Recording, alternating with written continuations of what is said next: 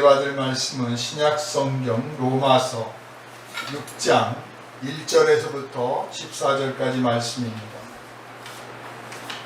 로마서 6장 1절로부터 14절까지 말씀입니다. 제가 가진 성경으로는 244쪽입니다. 신약성경 로마서 6장 1절에서부터 14절까지 말씀입니다. 다 찾으신 줄 알고 제가 봉독합니다. 그러므로 우리가 믿음으로 의롭다 하심을 받았으니 우리 주 아닙니다. 6장입니다. 그런즉 우리가 무슨 말을 하리요? 은혜를 더하게 하려고 죄에 거하겠느냐? 그럴 수 없느니라. 죄에 대하여 죽은 우리가 어찌 그 가운데 더 살리요?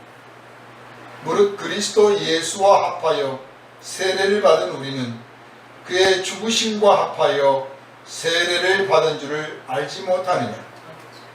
그러므로 우리가 그의 죽으심과 합하여 세례를 받음으로 그와 함께 장사되었나니 이는 아버지의 영광으로 말미암아 그리스도를 죽은 자 가운데서 살리심과 같이 우리로 또한 새 생명 가운데서 행하게 하려 함이라. 만일 우리가 그의 죽으심과 같은 모양으로 연합한 자가 되었으면 또한 그의 부활과 같은 모양으로 연합한 자도 되리라. 우리가 알거니와 우리의 옛사람이 예수와 함께 십자가에 못 박힌 것은 죄의 몸이 죽어 다시는 우리가 죄에게 종노릇하지 아니하려 함이니 이는 죽은 자가 죄에서 벗어나 의롭다 하심을 얻었습니다. 만일 우리가 그리스도와 함께 죽었으면 또한 그와 함께 살 줄을 믿노니 이는 그리스도께서 죽은 자 가운데서 살아나셨음에 다시 죽지 아니하시고 사망이 다시 그를 주장하지 못할 줄을 알미로라. 그가 죽으심은 죄에 대하여 단번에 죽으심이요 그가 살아계심은 하나님께 대하여 살아계심이니 이와 같이 너희도 너희 자신을 죄에 대하여는 죽은 자요 그리스도 예수 안에서 하나님께 대하여는 살아있는 자로 여길지어다. 그러므로 너희는 죄가 너희 죽을 몸을 지배하지 못하게 하여 몸의 사욕에 순종하지 말고 또한 너희 지체를 불의의 무기로 죄에게 내주지 말고 오직 너희 자신을 죽은 자 가운데서 다시 살아난 자같이 하나님께 드리며 너희 지체를 의의 무기로 하나님께 드리라. 죄가 너희를 주장하지 못하리니 이는 너희가 법 아래에 있지 아니하고 은혜 아래에 있음이라. 아멘. 할렐루야. 아멘. 이 시간은 너희가 은혜 아래에 있음이라 하는 제목으로 함께 은혜를 나누겠습니다. 기도합니다. 살아계신 하나님,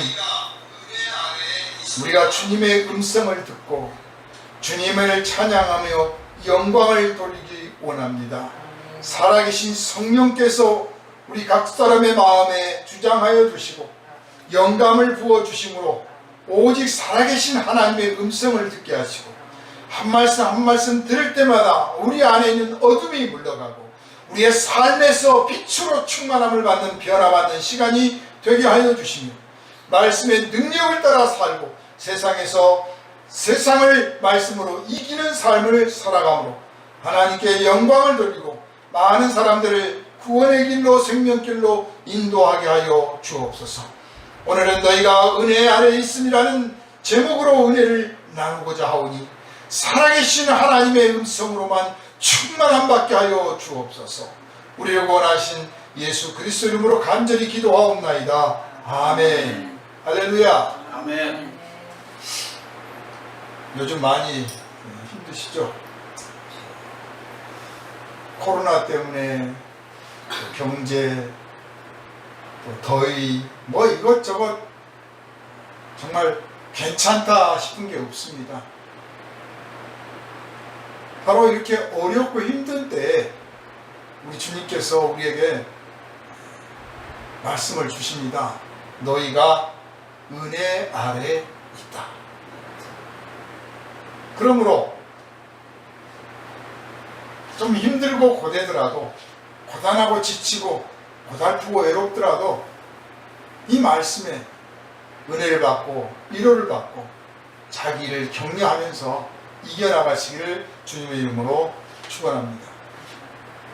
너희가 은혜 아래에 있음이라. 이 말씀은 이보다 더 우리들의 현 주소를 정확하게 말하고 있는 말씀이 없어요. 당신은 어디 삽니까? 그러면 내가 살고 있는 땅의 집원을 말하지 않습니까? 그렇듯이 나의 영적인 현 주소, 내 삶의 현 주소, 더 정확히는 내 인생의 현 주소가 어디냐? 내가 하나님의 은혜 아래에 있다. 이보다 더 좋은 말씀이 없어요. 이보다 더 정확하게 우리들의 현재의 위치를 표현할 수 있는 말이 없습니다. 여러분, 우리는 은혜 아래에 있는 사람들입니다. 그래서 누가 묻거든, 당신 사는 게 왜 그래요? 예수 믿는다고 하면서 그렇게 자주 아프고 자주 망하고 자주 속고 자주 괴롭습니까? 누가 혹시 비웃더라도 그런 사람들한테 꼭 말해주세요. 나는 은혜 아래에 있습니다. 마귀가 와서 우리의 심령을 흔들고 의심이 들게 할지라도 그때도 똑같은 말로 대답하세요. 나는 은혜 아래에 있습니다. 이건 내가 지어낸 말이 아니고 하나님께서 우리에게 선언하신 말씀이에요. 너희가 은혜 아래에 있습니다. 하나님께서 우리에게 선언을 하셨습니다. 그러니 의심하지 말고, 그래, 나는 하나님의 은혜 아래에 있다. 그러니 간혹 절망의 늪에 빠질 수도 있고요. 네? 간혹 정말 한숨밖에 안 나오는 상황이 벌어질 수 있고, 간혹 정말 사방으로 우겨쌈을 당한 같은 그런 상황이 올 수도 있지만, 이내 우리 성도들은 은혜 아래에 있기 때문에 한숨에서 찬송으로 바뀌고, 절망에서 희망으로 바뀌고, 좌절에서 용기로 바뀌고, 그래서 다시 일어서고 또 일어서고, 주여, 내가 살아있는 호흡이 있는 날, 그 날까지 내가 주님을 찬송하겠습니다.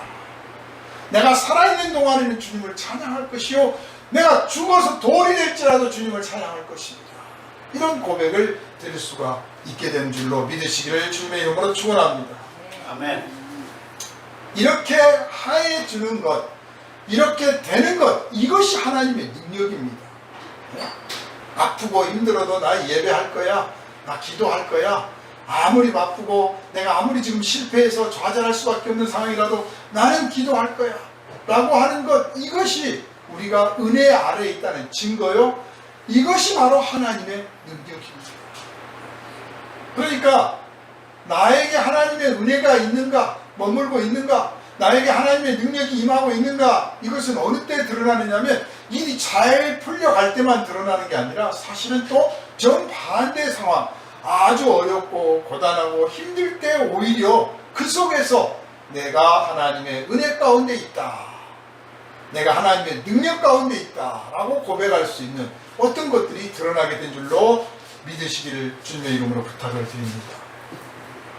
인생에는 두 종류의 고난이 있습니다.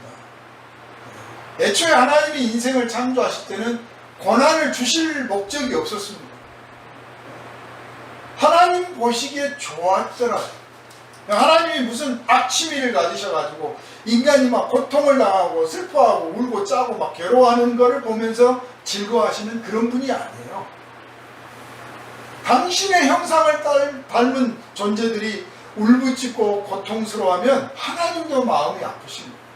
그래서 인간을 지으실 때 인생이 기쁘고 감사하고 희락을 누리도록 인간을 창조하셨습니다. 그래서 성령의 열매도 희락이 있는 겁니다.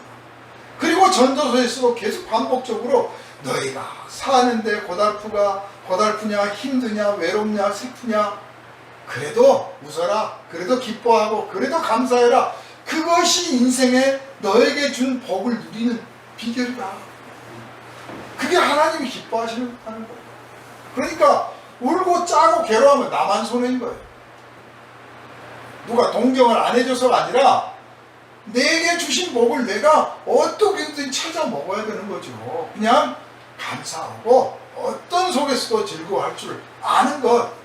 그런데 이게 알고 보니까 성령이 우리에게 주시는 능력입니다. 성령이 주시는 능력입니다. 그럼에도 불구하고 인생이 고난을 받을 때가 있습니다. 그래서 이 고난에는 원인이 뭐냐? 그 원인을 따라서 두 종류로 나눌 수 있는데, 그 원인이 첫째는 죄 때문이에요. 첫째는 죄 때문에. 내가 지은 죄 때문에, 내 조상이 지은 죄 때문에, 내 가족이 지은 죄 때문에, 내 형제가, 내 친구가 지은 죄 때문에, 이 사회 속에 살아가고 있는 내가 버타여 사는 사람들이 지은 죄 때문에 받는 고난이 첫 번째 고난입니다. 두 번째로는 반대의 고난, 죄 없이 받는 고난이 있습니다. 예수께서 지신 십자가가 그렇습니다. 다른 사람들이 지은, 이 땅에 많은 죄인들이 지은 죄 때문에 죄 없는 자가 고난을 받을 수 있습니다. 그들을 위하여, 그들을 대신해서, 그들을 살릴 목적으로, 그들을 돕고 구원할 목적으로 고난을 자초하는 거예요. 거룩한 고난이죠. 이 두 가지 고난이 인생에 있습니다. 그래서 성도들은 고난이 닥치면 불평하고 원망하기 전에 먼저 죄를 생각합니다. 첫째는 나를 살피는 거예요. 내가 주님 앞에 무슨 죄가 있나? 무슨 허물이 있나? 그 죄를 고백하고 뉘우쳤는가? 내가 깨닫지 못한 죄가 있다면 주님 깨닫게 해주십시오. 기도합니다. 네가 네 죄를 알겠다 하고 무작정 다그치시는 분이 아니에요.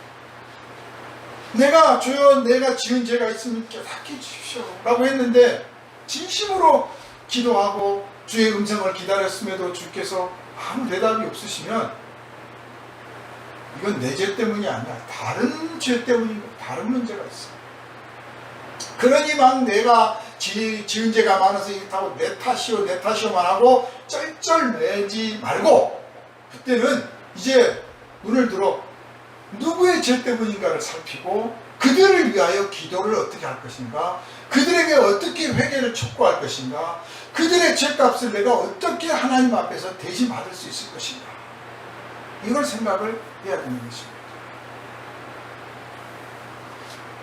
그래서 내가 지은 죄 때문이다 라고 깨달았다면 미룰 게 없어요. 그 자리에서 회개를 하는 거죠. 잘못했습니다.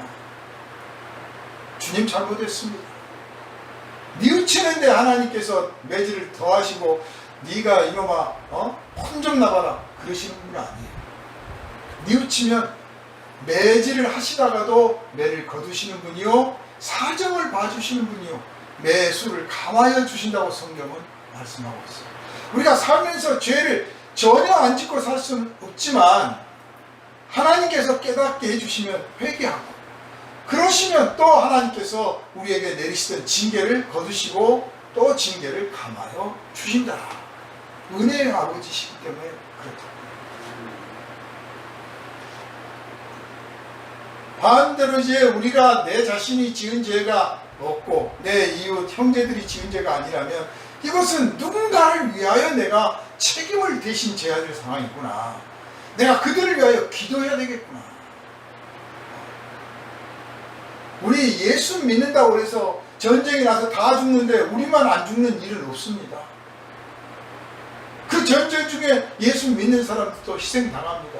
그럴 때 성도들은 기도를 하는 거예요. 나 때문에 전쟁이 일어난 건 아니지만, 전쟁을 일으키는 사람들은 따로 있지만 그들을 위하여 기도를 하는 거예요.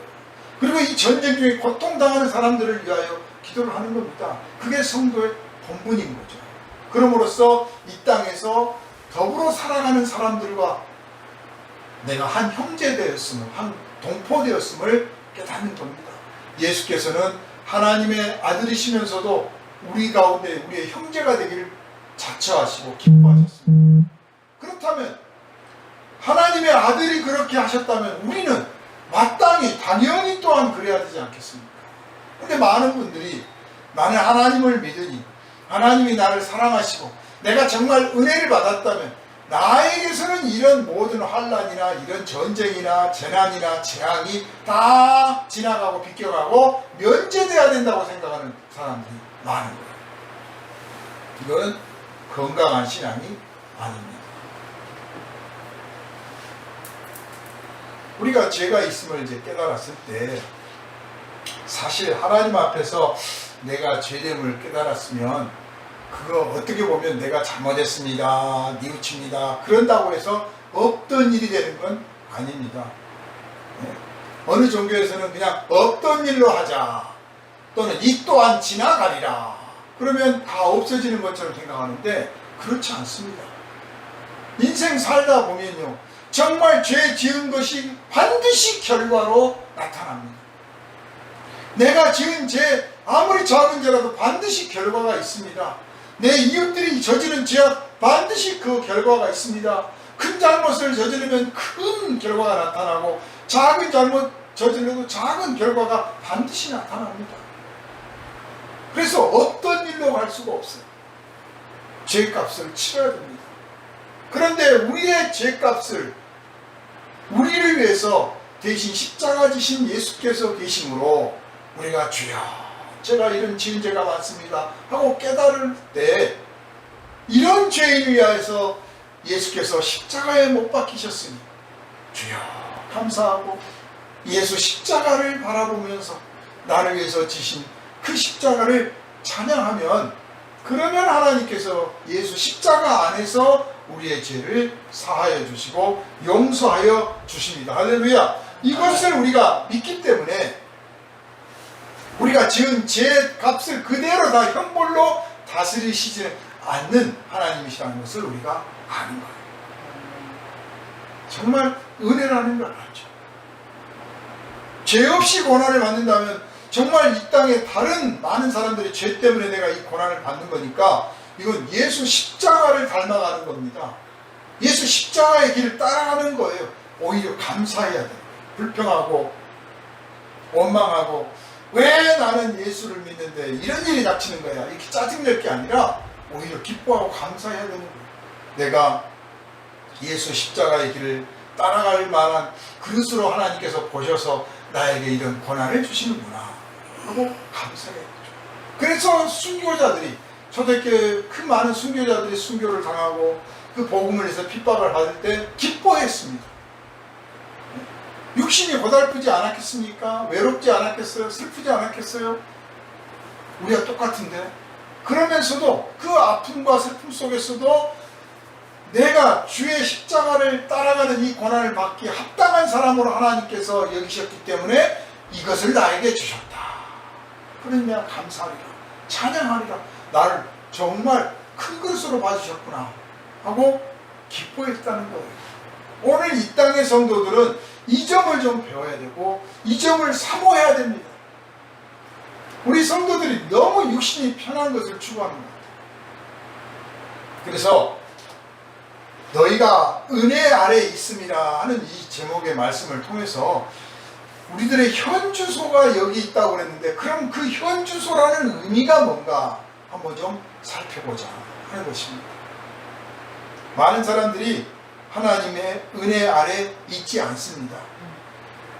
지난날 우리가 하나님의 은혜 아래 있지 않았던 것처럼 오늘 많은 우리 형제와 이웃들이 은혜 아래 있지 않습니다. 은혜 밖에 있고 은혜에 벗어나 있습니다. 그래서 그들이 슬프고 탄식하고 외롭고 괴로워할 때 그들을 도와줄 방법은 은혜 아래에 들어오게 하는 것밖에 없는데 그들은 은혜 아래에는 안 들어오고 다른 것만 추구합니다. 은혜 밖에 있는 것들을 가지고 자기를 구원해달라고 합니다. 참 얼마나 가련한지 모릅니다. 사실 이것이 지난날의 우리들의 모습이었죠. 은혜 밖에 있었던 우리들의 모습이었습니다. 정말 그러면 내가 하나님의 은혜 아래 있다 이렇게 말하는데 여러분은 그것을 매일 느끼십니까? 나는 정말 하나님의 은혜 아래 있어. 이걸 매일 느낍니까? 매일 고백합니까? 매일 감사합니까?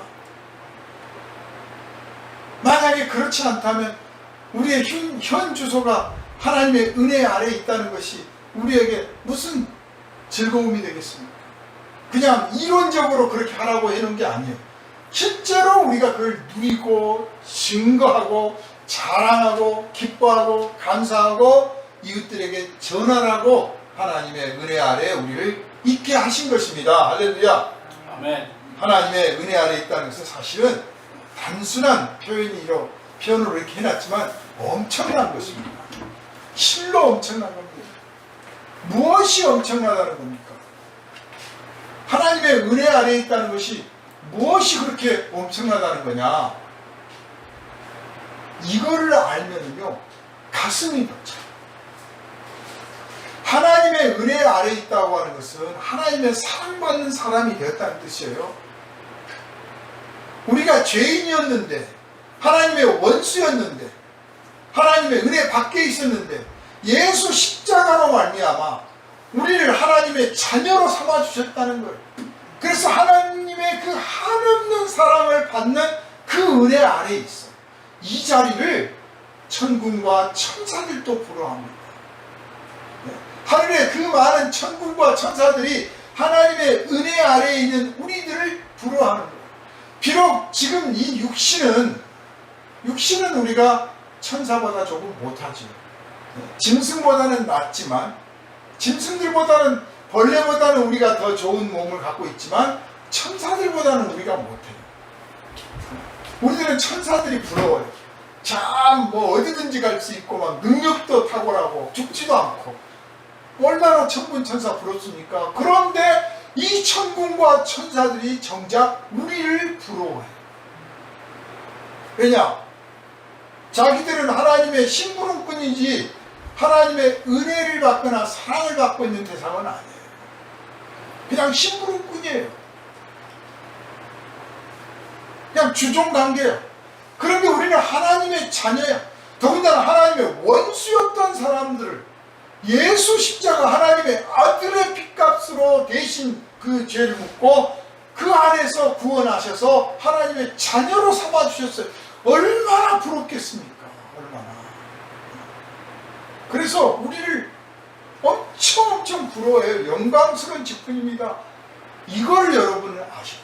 그러면 내가 하나님의 은혜 아래 있습니다 하고 단순한 이 표현이 아니라 그 고백을 할 때마다 가슴이 벅차요.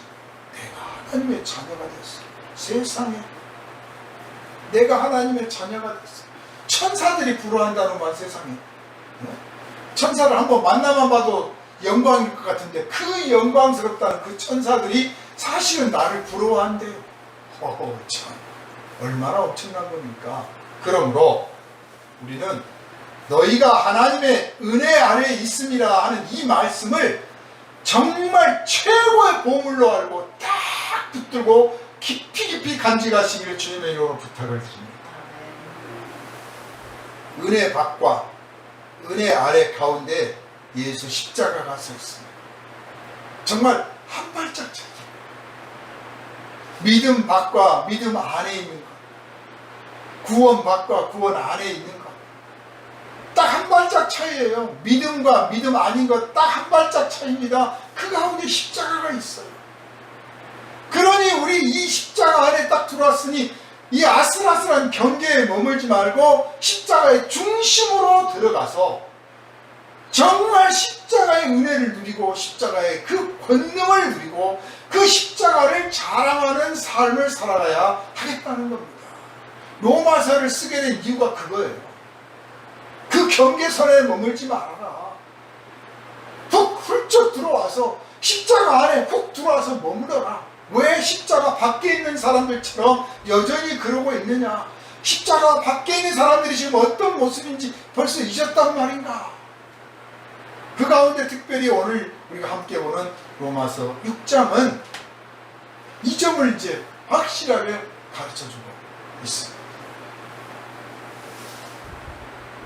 우리는 예수 십자가를 믿음으로 인해서 뭐가 달라졌다 이렇게 생각을 합니까? 여러분은 나는 예수 믿으면서 달라진 것이 있다, 딱 한 가지만 내가 말해줄 수 있다 라고 한다면 무엇을 말할 수 있을까?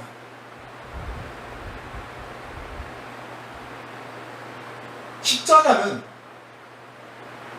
누차 여러분에게 말씀드리지만 하나님 앞에서 하나님의 아들이 우리에게 몸소 본을 보이시며 또한 동시에 우리를 대표하고 대신해서 이루신 하나님 아버지께 순종하는 삶의 태도입니다. 하나님의 아들 예수 그리스도께서는 아버지를 사랑함으로 아버지께 죽기까지 복종하셨어요.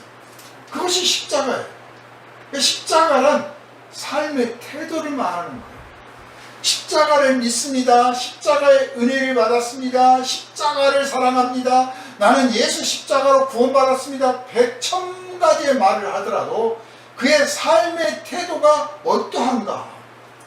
그의 삶의 태도가 십자가를 닮았는가? 예수를 닮았는가? 그렇다면 그 사람은 구원받은 사람이에요. 십자가의 사람이에요. 그런데 십자가를 닮지 않고 예수를 닮지 않았다면 그 사람은 말만, 입만 구원받은 거예요. 자기 스스로 구원을 말할 뿐이지 실제로 구원을 받은 것은 아닙니다. 그래서 누구에게 전도를 하고 뭐를 한다고 할 때, 간증을 한다고 할 때 내가 예수 믿고 말해 병이 나았습니다. 예수 믿고 사업이 풀렸습니다. 예수 믿고 취직됐습니다. 예수 믿고 우리 자식이 어떻게 됐습니다. 이런 걸 간증하려고 하지 마세요. 이건 그냥 액세서리에 불과한 거예요. 부대물이에요. 부대산물이에요. 정말 내가 간증해야 될 건 뭐냐? 내 삶의 태도가 바뀌었습니다. 내 삶의 태도가 바뀌었습니다.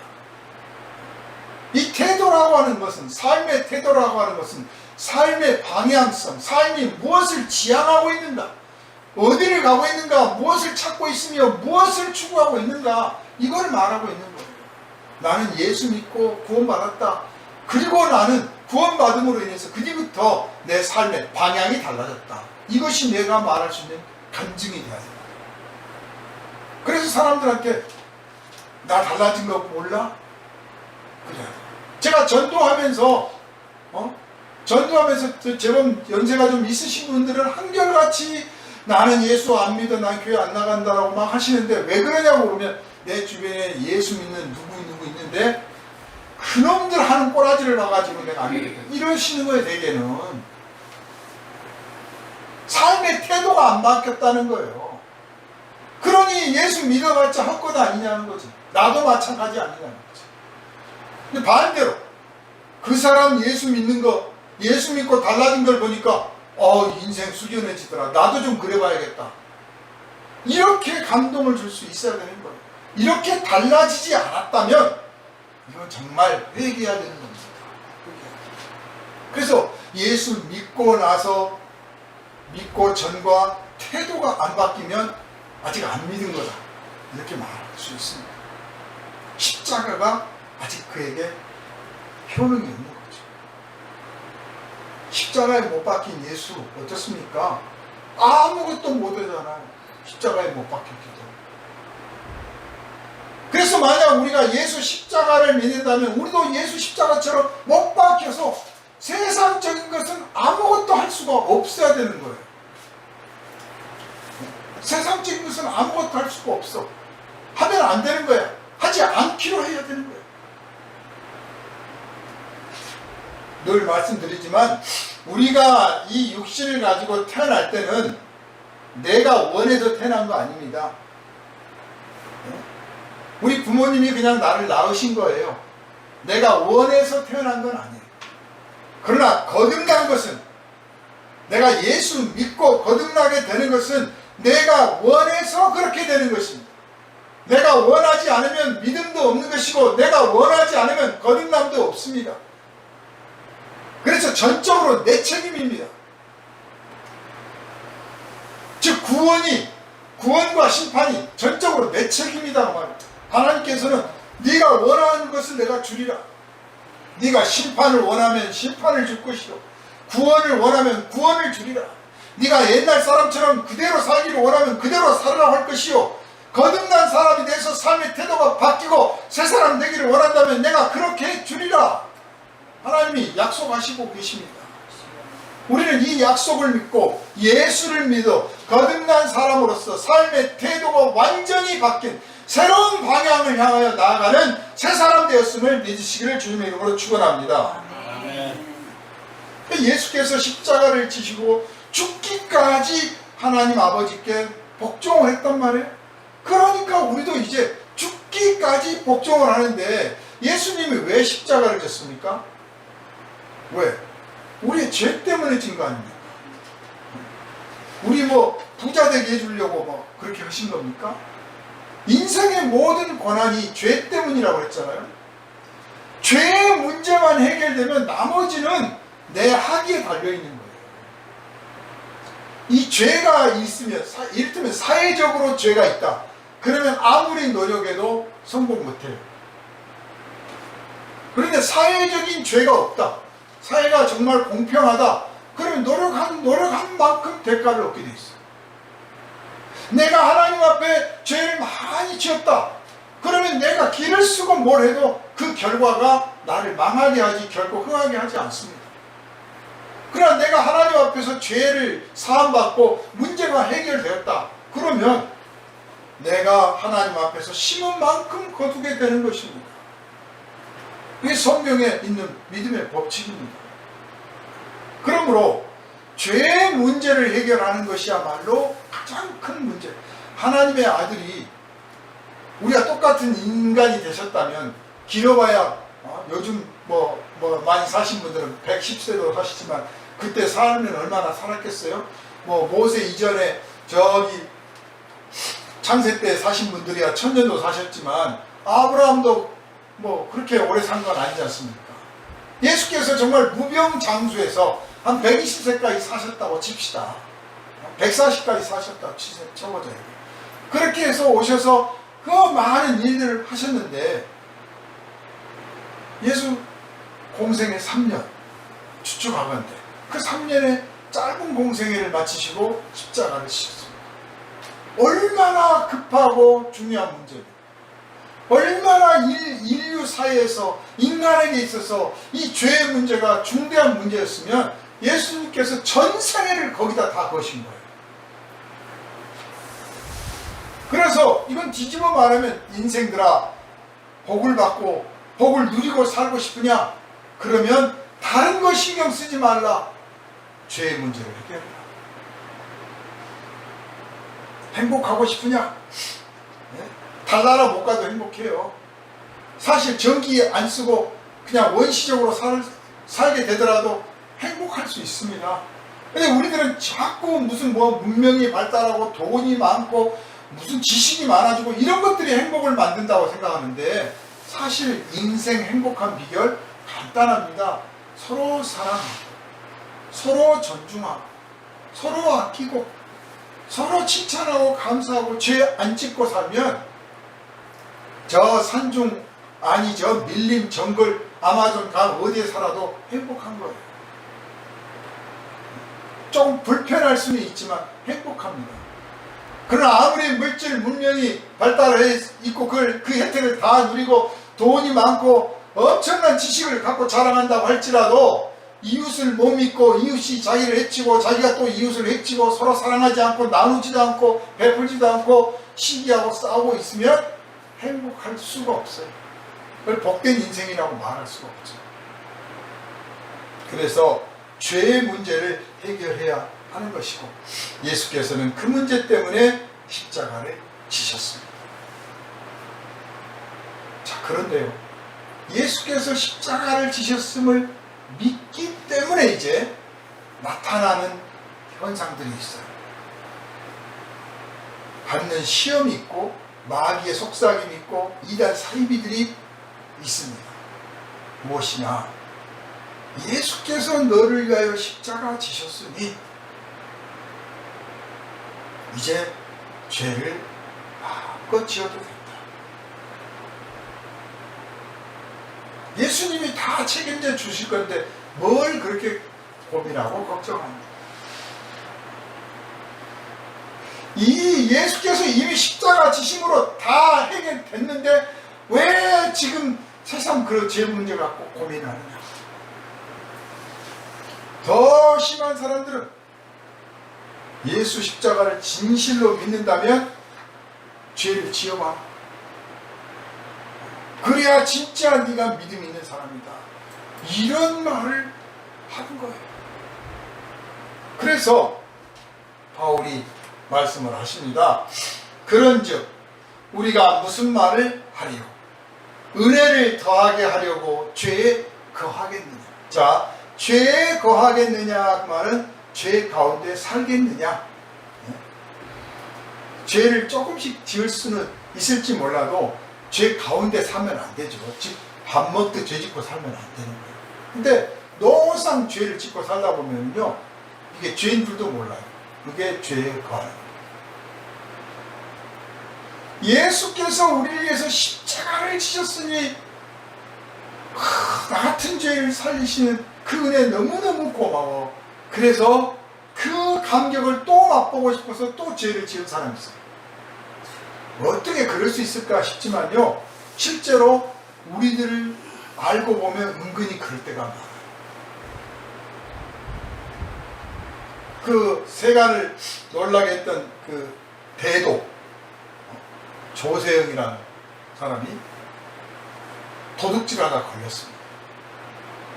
그래서 붙잡혀가지고, 더군다나 일본에서 걸려가지고 다시 구속이 됐는데, 그분이 감옥에서 있으면서 성경도 읽고 회개도 하고 심지어는 신학 공부까지 해서 목사까지 됐습니다. 그런 사람이 죄를 지었어.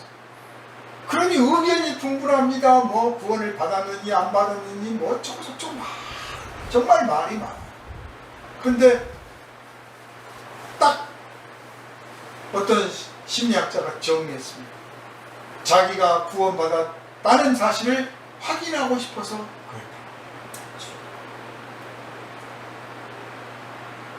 오늘 많은 분들이 성경에 있는 살아계신 하나님의 음성, 그리고 말로 표현할 수 없는 하나님이 주시는 그 위로를 전하는 것이 아니라 심리적인 것을 자꾸 전하고 달래려고 하는 경향들이 있습니다. 이거를 여기서 지적하고 있는 거예요.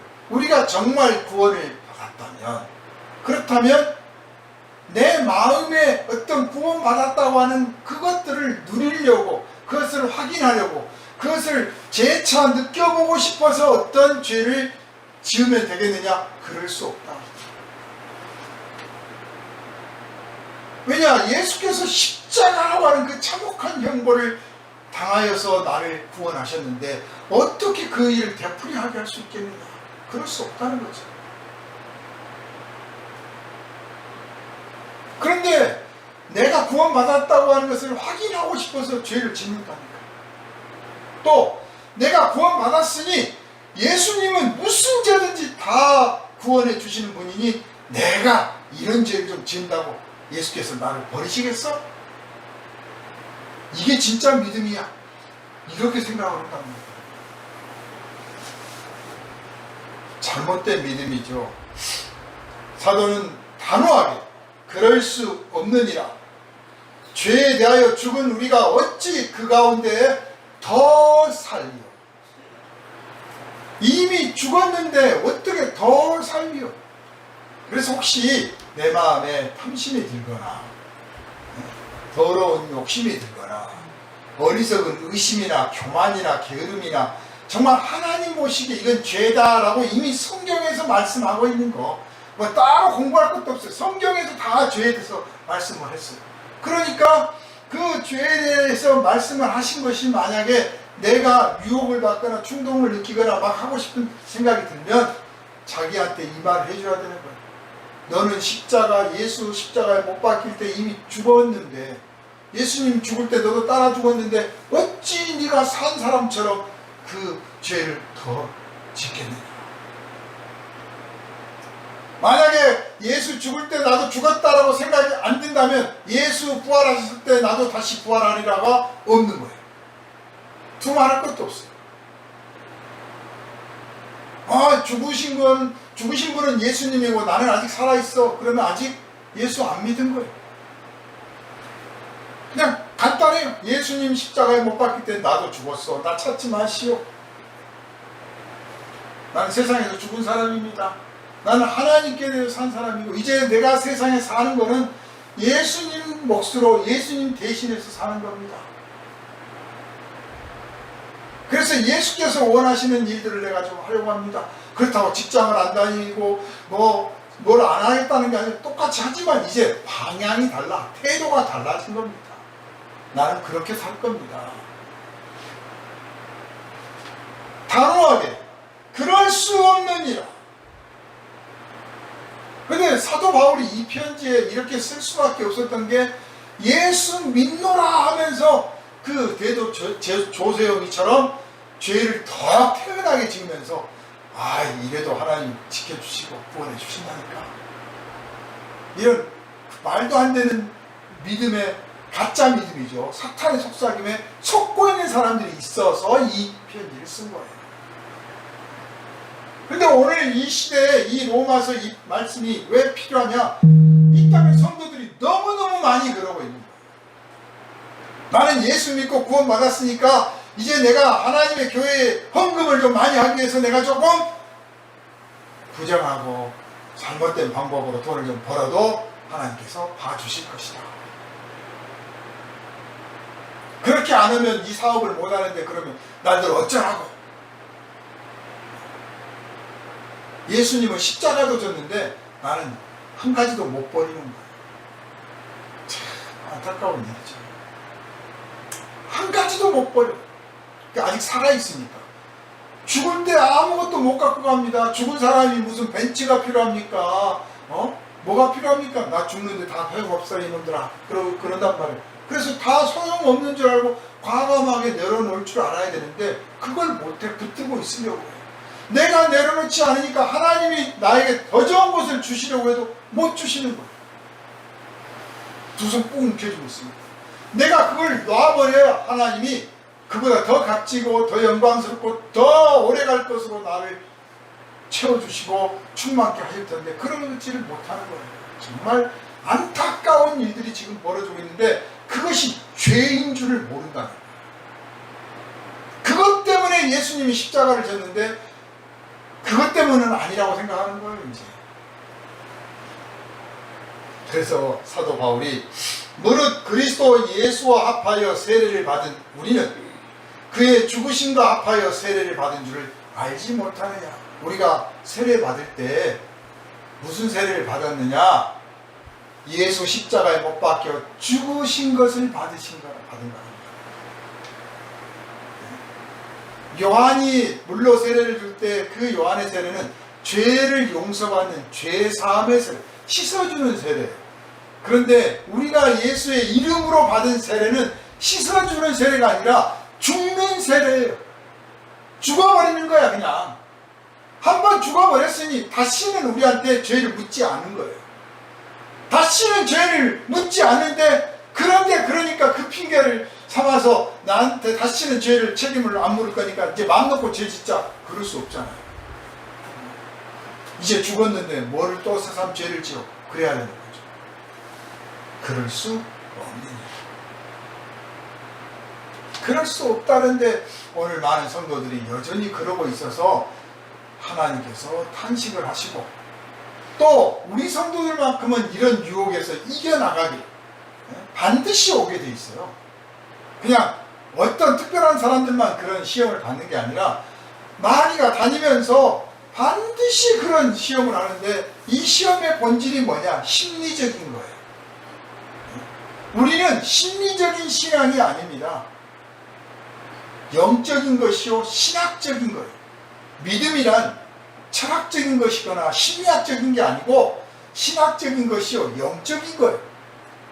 살아계신 하나님, 존재하신 하나님께서 말씀하시고 명령하시고 선언하셨기 때문에 우리는 그대로 받아들이고 믿는 겁니다. 그런 중에 심리적으로 어떤 심리가 들고 철학적으로 어떤 깨달음이 올지라도 그것이 중요한 게 아니야. 하나님이 말씀하셨으므로 해. 그러므로 우리는 하나님이 말씀하셨으므로 나는 예수 이름으로 세례 받을 때 예수 십자가 함께 죽었다. 죽은 줄로 알아야 돼. 죽은 줄로 알고 죽은 사람 취급을 내 스스로에게 해야 되는 것입니다. 우리는 육체로 태어날 때는 부모의 몸에서 태어났고 그때는 우리의 동의를 받지 않고 우리 부모님이 우리를 낳았습니다. 그런데 우리가 예수를 믿을 때는 내가 동의를 해서 하나님 앞에 동의해서 예수를 믿게 되었고 그렇게 해서 내가 거듭나게 되었습니다. 거듭나게 됐다고 하는 것은 이미 내가 그 이전 사람은 죽었다는 뜻입니다. 내가 동의를 했어. 이미 나는 옛사람 죽었습니다 하고 동의를 했습니다. 그러니까 이제 다른 데에서는 너그럽고 다른 데에서는 과감하고 다 그냥 편안하게 대해줘도 죄 짓는 것만큼만 거기에서만큼은 아주 째째하고 비겁하고 아주 단호하고 딱 부러지게 거절하고 난 그런 거 못합니다. 말할 수 있어야 돼. 그러면 비웃기도 하고 핍박도 가고 회의도 하고 별짓을 다 하겠죠. 계속 불이익을 당하더라도 끝까지 좌절을 안 하면 어떻습니까? 포기를 합니다. 그래, 너는 사람 취급 안 해. 그래, 나 사람 취급하지 마세요. 나는 이 세상 사람이 아닙니다. 사실 우리 이 땅의 믿음의 선배들이 선진들이 고난을 받고 핍박을 받고 모욕을 당하고 그 유리하고 방황하며 십자가의 순교를 당했던 이유가 뭐냐? 바로 그것과 세상과 타협을 안 했기 때문입니다.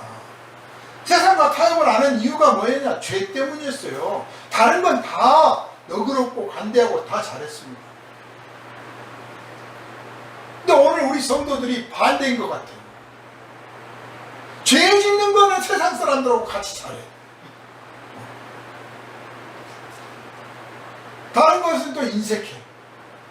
교회 다니는 것들이 왜 저런 모양이야? 이런 말 나올 만큼 인색한 사람도 있어요. 이러니까 성령께서 그럴 수 없느니라 하고 우리에게 말씀을 주십니다. 부연해서 또 설명을 합니다. 그러므로 우리가 그의 죽으심과 합하여 세례를 받음으로 그와 함께 이제 장사되는 죽는 것으로 끝난 게 아니라 아예 장사까지 됐어. 장례식을 치렀어. 여러분 혹시라도 상상을 해보세요. 여러분이 장례식 치러가지고 정말 이제 뭐 화장은 뭐 그렇다 치고요. 그냥 땅에다 묻었어요. 그랬는데 여러분이 그 다음날 살아나가지고 며칠 있다가 동네 찾아가서 자식 집이든 친구 집이든 찾아가 문 두드리면 나 다시 살아났다고 그러면 사람들이 환영할 것 같습니까? 정말이에요. 환영 안 합니다. 아니 당신 죽어가지고 장례도 치르고 부주금도 다 갖다 썼고 그리고 벌써 유산도 정리하고 뭐 다 했는데 이제 와서 어쩌라고. 왜 살아나서 우리를 괴롭히냐고. 돈은 어떻게 할 것이며 장례 비용은 어떻게 하며 자리고 뭐고 다 어떻게 하라고. 죽은 사람 빨리 가서 빨리 다시 죽어. 무덤에 다시 들어가. 이런다니까요. 이미 우리는 예수 그리스도와 합하여 그의 죽으심과 합하여 같이 죽었고 예수님 무덤에 들어갈 때 우리도 같이 무덤에 들어갔어. 그러니까 우리의 죽음은 언제 일어나느냐? 2000년 전에 일어나 버린 거예요. 이미 어제가 아니고 2000년 전에 이미 우리가 예수와 합하여 이 육신 이게 죽었는데 이제 새삼스럽게 다시 살아난 사람처럼 하고 다니면 얼마나 웃기는 일입니까? 그런데 하나님께서 왜 우리를 예수 그리스도와 함께 그렇게 죽고 장사를 지내게 했느냐? 하나님 아버지께 대하여 살아서 그 아버지 하나님을 영광스럽게 하고 그 아버지를 영화롭게 함으로 또 우리가 하나님으로부터 영광을 받게 되는 그런 삶을 살도록 하기 위해서 그렇게 해주신 거예요. 완전히 차원 높은 삶을 살으라고 우리를 그렇게 해주신 거예요. 그래서 예수 믿고 나서 한 차원 높은 삶을 살고 있다라고 자기가 느끼지 않으면 자기가 받은 구원이라고 하는 것을 의심해 봐야 돼요. 내가 말로만 구원받은 건 아닌가? 그저 이론적으로 교과서적으로만 내가 구원받았다고 하고 있지 실제로 내가 지금 정말 예수를 믿고 있는 것은 아니지 않는가 그런 생각이 나요. 근데 여러분 느끼지 않습니까? 어느 날 순간에 내가 업그레이드 됐다. 내가 옛날과 달라진 것 같아. 예? 내가 뭔가 달라져 버렸어 라고 느낀단 말이에요. 이게 예수를 믿고 난 뒤에 나타나는 현상이에요. 그걸 안 잃어버리는 거죠. 그걸 지키고 거기서 이제 성장해 나가려고 하는 것. 이게 성도들이 갖게 되는 모습이에요. 그런데 너무나 많은 사람들이 가짜 복음에 휘둘려가지고 이 새로운 업그레이드 되지 않은, 거듭나지 않은, 변화받지 않은, 이미 죽고 하나님 아버지께 대하여 살아난 사람이 아닌 옛사람 그대로 살면서 나는 예수 믿고 구원받았습니다 하고 다닌 사람들이 너무 많다는 거죠. 그래서 오늘 이 말씀을 우리에게 주신 것이고, 적어도 우리는 그래서는 안 되고, 우리 주변에 혹시 이런 사람들이 있더라도 여기에 휘둘리지 말고 같이 물들어가지고 예수 믿고 구원 받은 사람인지 옛사람 죽은 사람인지 산 사람인지 구별이 안 되는 그런 모습 되지 마라, 이런 뜻으로 이 말씀을 전하는 것입니다. 우리로 또한 새 생명 가운데서 행하게 하려 합니다. 우리 안에 새 생명이 있다. 그래서 그 새 생명에서 나오는 어떤 뜻과 용기와 소망에 따라서 행동하고 살아가는 것, 이것이 우리 성도의 삶입니다. 물론 어리기 때문에요. 거듭났지만 아직은 어려서 마치 구원받지 못한 육체에 속한 사람처럼 새 사람으로서의 삶의 모습은 적고 옛사람의 모습이 많을 수는 있어요.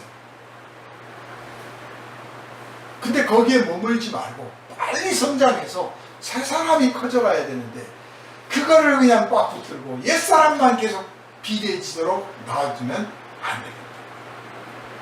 만일 우리가 그의 죽으심과 같은 모양으로 연합한 자가 되었으면 또한 그의 부활과 같은 모양으로 연합한 자도 되리라.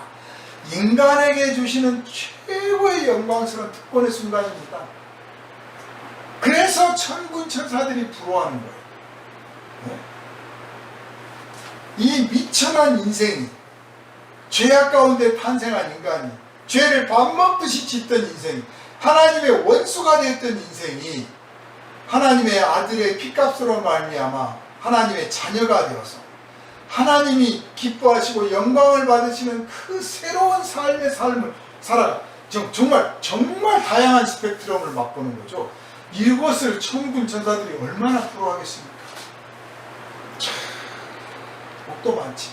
만약에 다른 비유로 치자면 저기 벌레로 태어난 벌레가 어느 날 갑자기 거기다가 막 옷을 입혀가지고 우리가 앉는 자리에 옆에 딱 얹어가지고 이 벌레는 앞으로 대접을 해라, 만약 그러면 우리가 몹시 시기도 나지만 또 한편 되게 부러울 거 아니에요.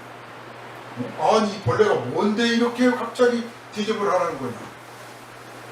그런데 찬송가에 있지 않습니까? 벌레만 또 못한 내가, 정말 지렁이만 또 못하고 벌레만 또 못한 죄지었던 내가 하나님의 자녀라는 인정을 받고 이제 하나님을 찬양하고 영광 돌리도록 변화를 받았으니 천군 천사들이 얼마나 부러워하겠어요.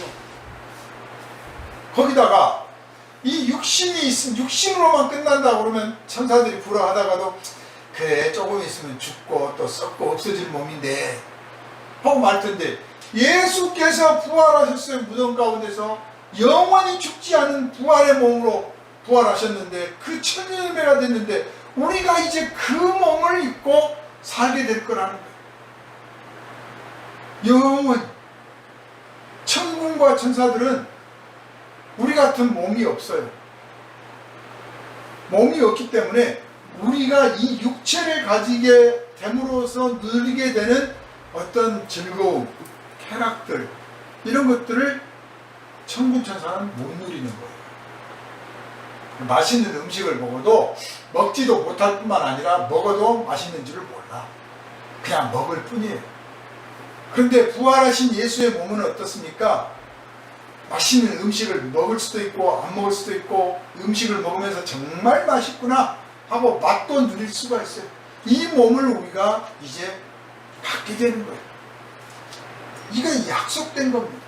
그래서 영광스러운 믿음이, 우리가 알거니와 우리의 옛사람이 예수와 함께 십자가에 못 박힌 것은 죄의 몸이 죽어 다시는 우리가 죄에게 종노릇 하지 아니하려 합니다. 회개하는 것은 이겁니다. 잘못했습니다. 근데 다음에도 또 지으면 용서해 주실 거죠? 이건 회개가 아니에요. 잘못했습니다. 다시는 안 그러겠습니다. 이게 회개예요. 그죠? 그런데 거기다가 더 나가서 내가 죄 지을 바에는 차라리 죽어버리겠습니다. 요 정도 결단을 했을 때, 야, 네가 진짜 회개했구나 그러잖아. 그런데 인간이 왜 죄를 지었느냐? 죄의 종로로 됐기 때문에. 우리보다 죄가 더 세. 누구든지 강자가 약자를 지배하는 거예요. 약자는 강자의 지배를 받게 되어 있습니다. 누구든지 진자는 이긴 자의 명령을 따르게 됐습니다. 첫사람 아담과 하와가 죄에 졌습니다. 유혹에 졌어요. 그래서 죄의 종이 됐어. 그래서 그의 후손들이 다 죄의 종이에요. 그러니까 죄를 안 짓고 싶어도 안 지을 수가 없어요. 내가 다시는 죄를 안 짓겠다라고 여러분 결심하잖아요. 그런데 한 달도 안 돼가지고, 주여, 내가 약속한 지가 얼마 안 됐는데 벌써 똑같은 죄 또 지었어요. 죄송해요 주님, 울고 짜고 있어요. 왜냐? 죄의 종노릇 하게 됐다니까요. 그래서 이 종노릇 하는 나를 예수님 십자가에 못 박아버리신 거예요. 그래서 종노릇 하던 그 죄인은 죽어버렸어 이제. 그러니까 종노릇 해야지, 너 보나마나 또 죄 짓고 살 건데 뭘 또 그래, 아니 괜찮아 또 다음에 회개하면 되잖아 하고 유혹이 오더라도, 그런 나는 이제 죽었거든, 예수 십자가에 못 박힐 때 이미 죽었거든 하고 물리칠 수 있게 해주시려고 예수께서 십자가 지신 것입니다. 이거 엄청난 능력입니다. 인간이 망하게 된 게 죄 때문에 망했잖아요. 인생 성공의 비결, 행복의 비결, 건강의 비결, 출세의 비결 다 어디에 있느냐? 여기에 있습니다. 여기 하나에 들어있어요. 나는 예수 십자가에 못 박혀 죽었다. 여기에 인생의 모든 성공의 비밀이 다 들어있어요.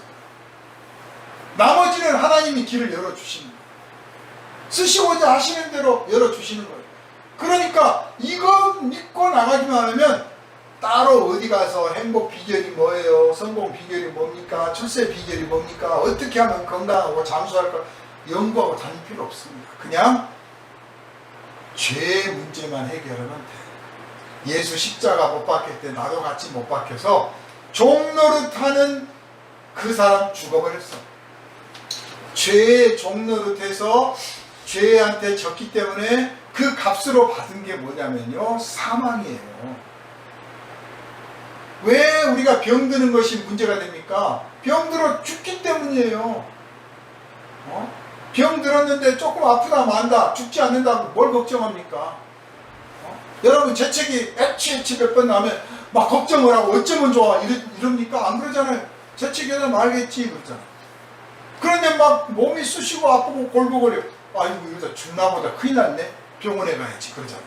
이 죽음이 무서워서 병도 무서운 것이고, 사업하다가 실패하면 왜 그것이 무섭습니까? 돈이 없고, 돈 없으면 먹을 거 없고, 먹을 거 없으면 뭐하고 뭐, 그래서 죽을까봐 걱정인 거예요. 사회에서 매달나갈까봐 걱정이고. 근데 안 죽는다, 죽음이라는 걱정이 없다 그러면 아무것도 무서워할 일이 없다.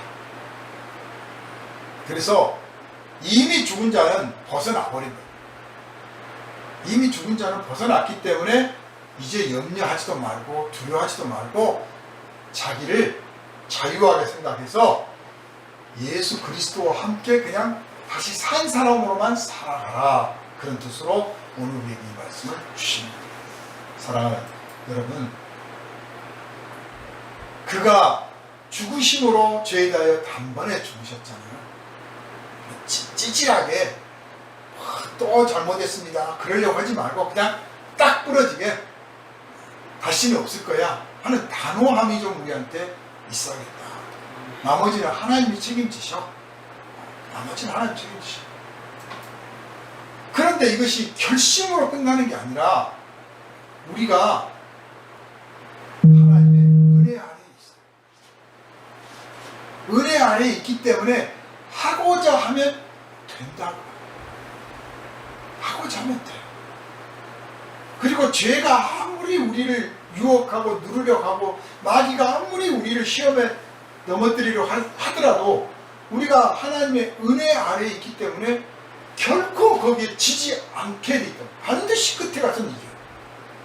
지금 당장 좀 후퇴해도 하더라도 다시 반격해서 이길 수가 있어요. 절대 포기하지 말고 에이 난 틀려먹었어. 여러분 우리 입에서 난 틀려먹었어. 나 이러다가 구원 못 받는 거 아니야. 이런 말 나오면 안 되는 거예요. 내 지금은 조금 졌지만 내 조금 후회하고 조금 의심하지만 내일은 안 그럴 거야. 왜냐? 내가 하나님의 은혜 아래에 있잖아.